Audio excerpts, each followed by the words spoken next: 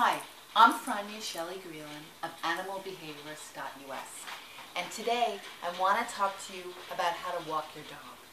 What are some of the helpful techniques that are going to make this more of a fun process for you and for your dog? First off, you want to start out with the proper equipment.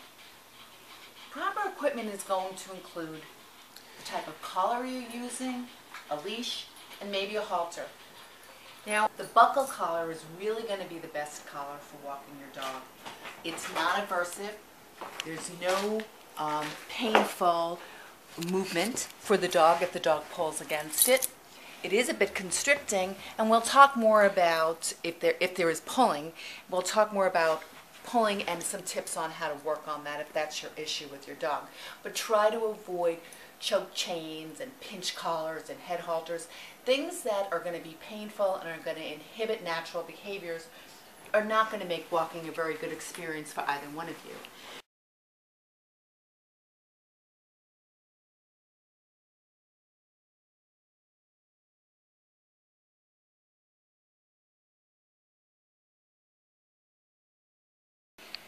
The flatter-faced dogs are those that are like the bulldog or a pug dog or a boxer. Halters are going to be much easier on them and allow them to breathe a lot better. So if I'm going to use a halter, I can also use it for correction. Again, you want to just remember that if you've got a really squirmy dog or an active dog, they can sometimes get out of them. So make sure you know your dog.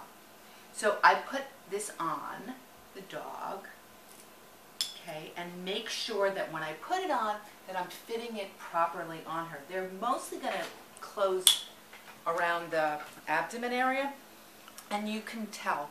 I can put 2 fingers in here that there's enough space there. It's not too tight on her. Too tight is going to rub under the front legs, and also you're going to get matting too with the hair up there. So a halter is another great thing to use when walking these dogs. So now when I'm ready to go, what I'm going to do is I'm actually going to tell her that yes, we're definitely going. So even though she knows we're putting on a halter, if she sees a leash, let me give her a signal. Okay, Daisy.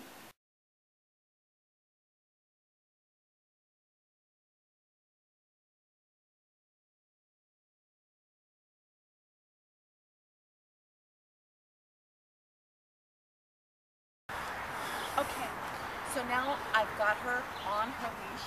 We're in the park, and I'm making sure that when I do walk with her, that I have good contact. My leash is not too long, not too far out, where she's kind of doing her own thing.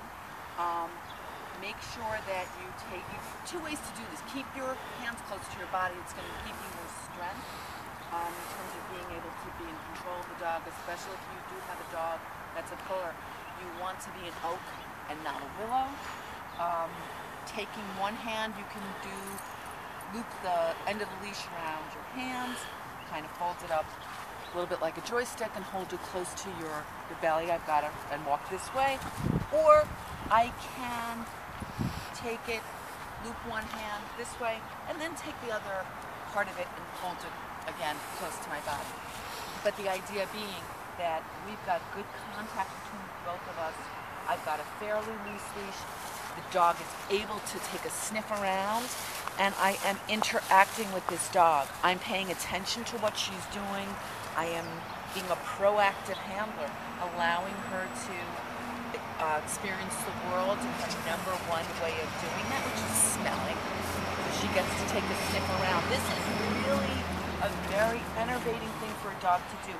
Also, when I pay attention to this dog, when she does stop to relieve herself, when I can see the change in her body posture, and I can let her do it. So I've got dog walking rather than dog dragging. If Daisy is doing something that I would like her not to do, rather than just yanking on her, let me tell her, Daisy, let's go this way, baby doodle. And then I'm going to turn and kind of walk. I'm not going to have this kind of a conversation with her, Daisy. And I'm staring now. Now we're not going to go anywhere. You'll see this sometimes where a dog doesn't want to go, and you've got the owner and the dog having this kind of communique, which is not very effective, especially when it comes to dogs when you do that staring. much more effective if I do, all right, Daisy, let's go. And I just turn my body and I start walking. So those are the basics of walking the dog. Let it be fun for you. Let it be fun for them. Enjoy.